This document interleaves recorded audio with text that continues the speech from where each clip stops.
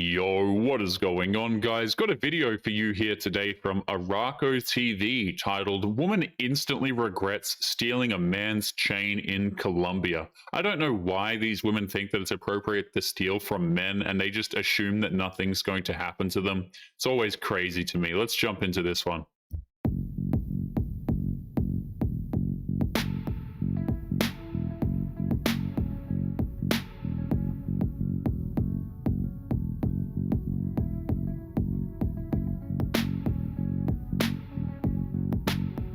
Several days later. You going to jail?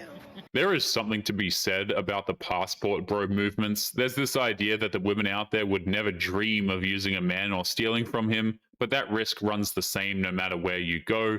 That's why you have to stay on your toes. And who is financially stable. And I know you're broke, but anyways. And also, so many broke people. I know, it happens. But You're done. It's almost as if openly insulting men is going to instantly make you look incredibly unattractive to men. It's sad to know that these women have no idea about the consequences of disrespecting men.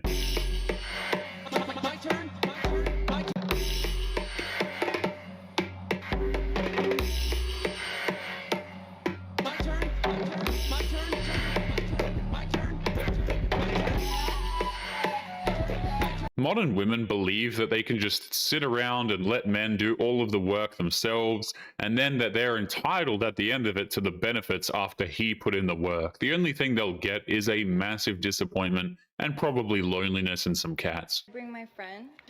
Oh, can I bring my friend? Nah, I'm not gonna bring my friend. That's cool, but yeah. Well, I like this one too. And she got the rolling on. Hey, no vibing, no vibing, no vibing. What was that? Mama Love, go ahead. No. No, It's a no okay. for me. No, why, Mom? It's just a no. I went to church on Sunday. Oh, She went to church on Sunday. Okay, give me a Bible verse. Ooh. Extra no. Go ahead.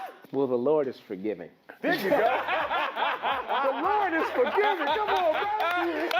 The testimony. His mother had a point and proved that she was a liar, but he went for her anyway because he found her physically attractive. Sometimes men just need to learn the hard way.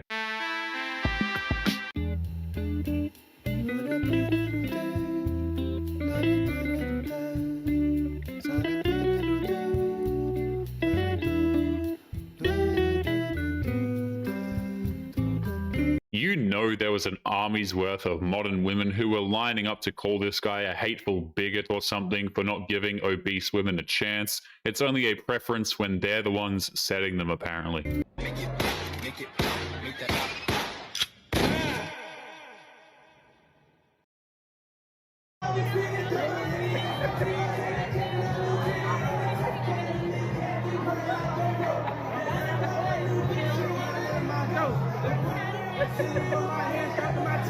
This guy thinks he owned this woman, but all he did was make a fool out of himself and tell the internet that he walks around with literally tens of thousands of dollars in cash on his persons at all time. Not a smart move, in my opinion. Basically, don't let a white bitch wear braids. Hair. Don't let a white woman wear braids. Yes. Why not? Because you talk about it's the history. That's not their culture. Obviously, they already found out with their hair matty. Then why can't black women wear the wigs then? Where? Whose wigs? Whose wigs? White women. It's not white women, maybe. And this is how I know you are very uneducated. No, I am. But look, Brazilian hair is white women's hair. Brazilian straight bust down, that is white women's hair. What these women don't understand is just how ridiculous they sound when they say stuff like this, especially when they are trying to claim a culture that was never theirs to begin with. Baby, I'm gonna tell you one thing. I think you're gonna really just touch the grass with this one, all right? Because when black women wear wigs, it's to express themselves. It's not because we want to be like white women. White women, when they douse their hair in water, it's all stringy, all straight. It's no volume. If you try and ask a modern woman what she means when she says she wears wigs, makeup, and nails just for them or for herself, They won't be able to give you an explanation that isn't just like 5 minutes worth of word salad. Here we are witnessing a pure form of feminism. The line is relaxationing in peace and prosperity, and his wife, she comes, she slap him in his face, she eat him. Then she just walking away like nothing happened. She is proud of herself and what she did with her actions. The lion is looking at her thinking, what did I get myself into? Why, ya Allah, Jesus Christ, help me somebody. He is praying now to God. I'm translating for you language because you don't know lion language. And here, if you zoom her into his face, you can see the depression. And you know there are modern women out here using that video to prove that women are apparently infinitely superior to men, so therefore they hold every right to treat men like crap. How tall is 6 foot? Stop. Stop. Like this? Stop. Stop. 5'9.5". Lads, these girls don't know what 6 foot is. So you can lie on your Tinder profile. 6'1". So lads, you're 1 inch bigger than you think you actually are.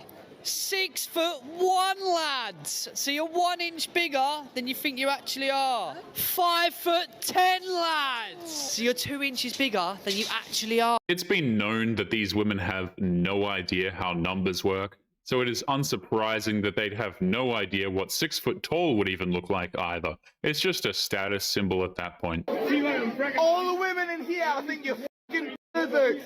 You should get out. Imagine if it was blokes in a lass's toilet. Get the fuck out. You're wondering if your boyfriend is a narcissist? Something my therapist taught me a long time ago is that if you guys are fighting and he says something kind of mean to you or yells at you or upsets you in some way and you start crying and he doesn't try to comfort you. Wrong. That's reductionistic. Turns out not all men are the same. I'm Max Butterfield, Dr.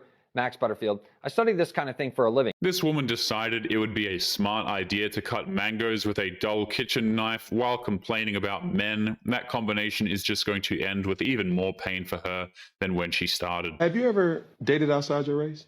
Yes, that's all I would like to do. White men love me. Like, white men love me. 12 seconds later. So I'm asking right now, black men, and I tell my black men to really step up for black women and create families. No. It's really not cool. Black men are attacking black women. She's bragging about how much attention she's getting, but then she starts crying that certain men aren't paying her any attention at all. It just sounds like she wants more men to flood her inbox with attention and sympathy. And realistically, she's crying because the men that she really wants don't give a damn about her.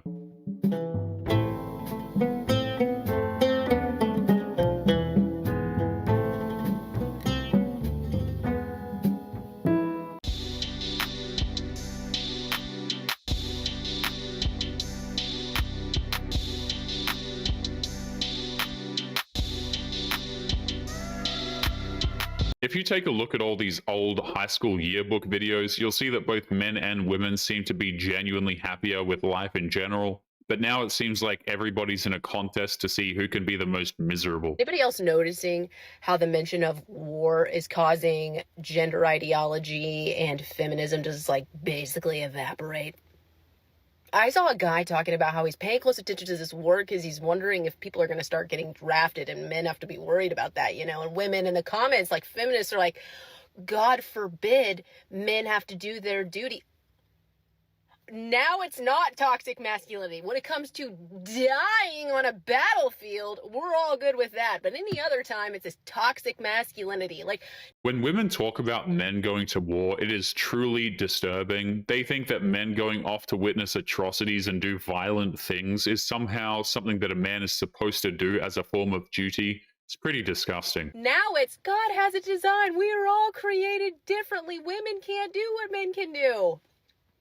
Yeah, I guess when it's going to cost you your life, your ideologies change real quick. The modern women's ideology can only work in a first world country that isn't on the brink of war. The second things start to get real, they are very quick to hide behind the men that they openly despised for the last decade, by the way. Hey, the feminism has made the women weaker.